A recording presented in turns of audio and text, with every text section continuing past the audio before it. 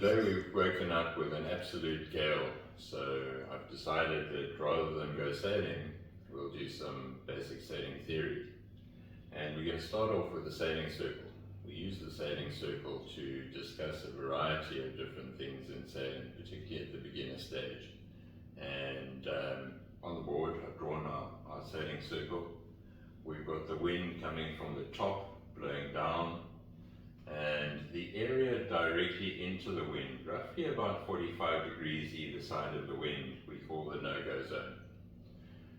This area is largely dependent on the type of boat that you're sailing. Your skiffs have a slightly shallower no-go zone, roughly about 35 to 38 degrees either side of the wind. Your standard monohulls are between 40 and 45 degrees to the wind either side, and your multi-hulls, your catamarans, have a slightly wider no-go zone, approaching 50 degrees either side of the wind. We're not able to sail in this area. It's not an out-of-bounds area as such. It's just an area that if we position our boat in that area, we're not able to power up our sails. So if I were to draw a boat anywhere in that area, the sails would just flap backwards. We wouldn't be able to get any sail shape, and therefore we wouldn't be able to get any power in the sails, and we wouldn't be able to sail in that no-go zone area. The next thing I'm going to discuss is the various points of sail, and these are directions of sail relative to the wind. So right on the edge of the no-go zone, either side, we have what we call close hauled. And close hauled is roughly about 45 degrees to the wind. That is as close as we can sail to the wind. Next, we have a close reach, and that's roughly about 65 degrees to the wind. Then we drop down to a beam reach, which is roughly 90 degrees to the wind, a broad reach, which is roughly 115 degrees to the wind, a training run, which is roughly 150 degrees to the wind, and lastly, a dead run, which is about 180 degrees to the wind, directly downwind. And whatever you see on the right-hand side of this sailing circle applies to the left-hand side as well. I haven't drawn in the various points of sail. Right, so the next thing we're going to do is we're going to put some boats on our sailing circle to show the rough position of the sail, and we'll discuss that further as we go along. So starting off on a close haul course,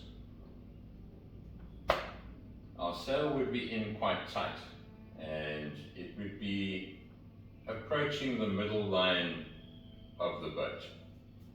Going to a close reach, we would let our sails out a little bit, and it would be roughly on the back corner of the boat.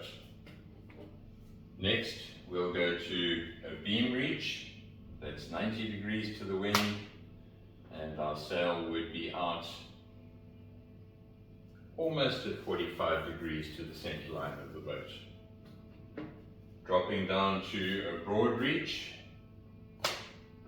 our sail would be a little bit further out, something like that. On a training run, it would be out even further,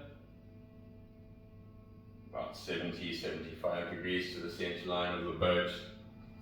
And on a dead run, where we're going dead downwind, the sail would be approaching 90 degrees to the center line of the boat.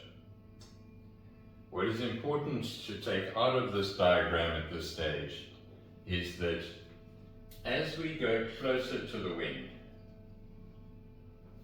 we would pull in sails,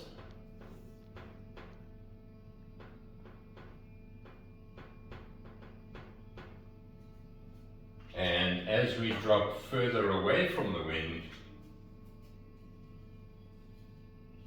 we would let out sails.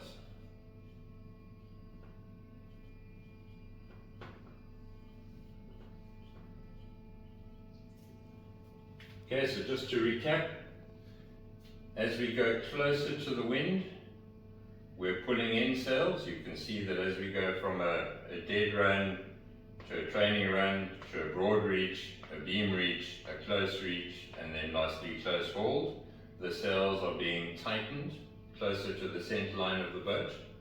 And as we drop down away from the wind, from a close hauled through to a dead run, we are letting out sails. I hope you've enjoyed this lesson on the sailing circle. If you haven't already done so, please hit the subscribe button. And if you have any questions, please pop them in the comments below and I'll be sure to answer.